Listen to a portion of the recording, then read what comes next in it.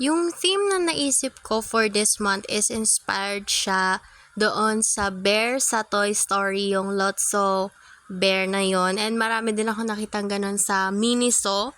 And naisip ko, meron akong perfect pink or mauve para doon, kaya yun na yung ginamit ko.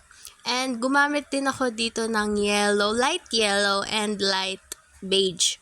Para sa cover page, ang ginawa ko lang is dalawang bear kung saan yung isang bear ay nakatayo siya.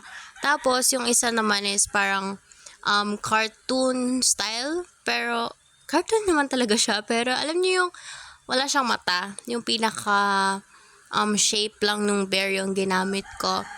And ayun na naman yung mga manok. Sumasabay na naman talaga sila kapag nag-film ako. Pero yan. Ito na nga yung sinasabi ko na bear na ulo lang. Tapos, meron din akong nilagay na strawberry sa gilid. Syempre, color mauve, pink, ganon, para lang mag-match.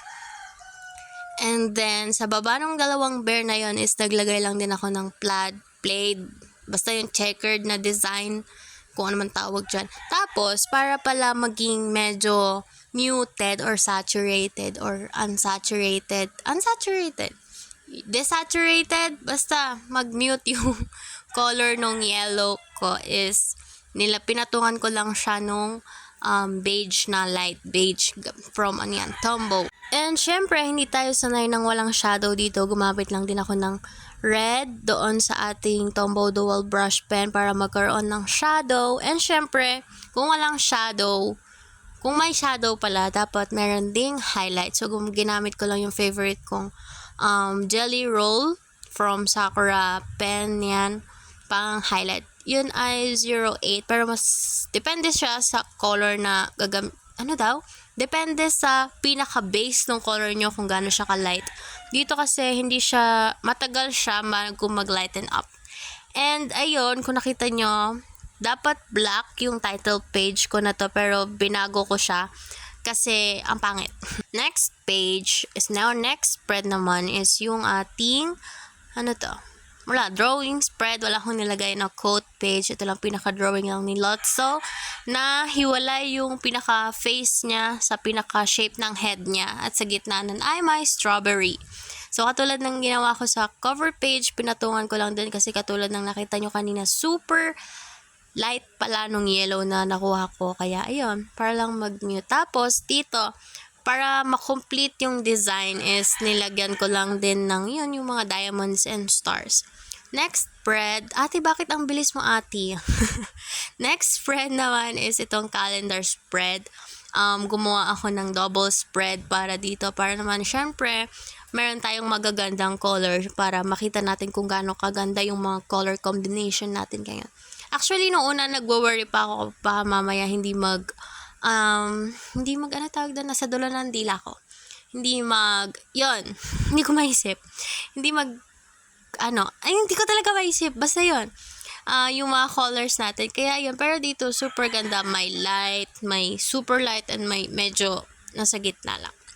And actually, pwede pa tayo maglaro ng mga colors dito katulad nung ginawa ko pa yung mga pinagpatong-patong ako para maging dark, ganon. Actually, yung mauve na to, kapag pinatong mo pa siya ng isang layer sa base, magiging dark na siya. Pero syempre, para mas maging dark pa, gumamit ako ng red.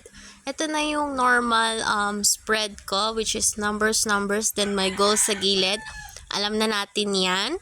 Tapos sa baba ay may, yung sa baba? Meron akong bear na nilagay. And syempre, yung mga, strawberries. Hindi yung mga wala. Dapat nandyan lang sila. And then, ito naman yung ating mga pinagsama or combined spread. Ayan, nilagyan ko pa ng mga stars and everything. Pati yung sa gilid, nilagyan ko ng March para dito sa calendar spread, bumalik pa pala ako. Tapos, bumalik ulit ako. Ayan na yung mga, nilagay ko muna yung mga mauve colors ko, yung mga dark shades. Tapos, yung next, itong ginagawa ko is, weekly or monthly task spread. Alam niyo na yon? Syempre, sasabihin ko, wala na ako na content pag alam niyo na. Dito, yung katulad ng lagi kong ginagawa is my task and my status, kung tapos na ba siya or hindi pa, or tatapusin ko ba siya. Tapos yung sa last column naman,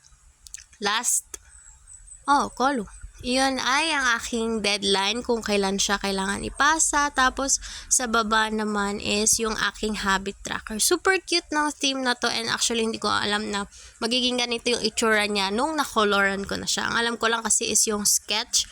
Pero ngayon, ayan, super cute, diba?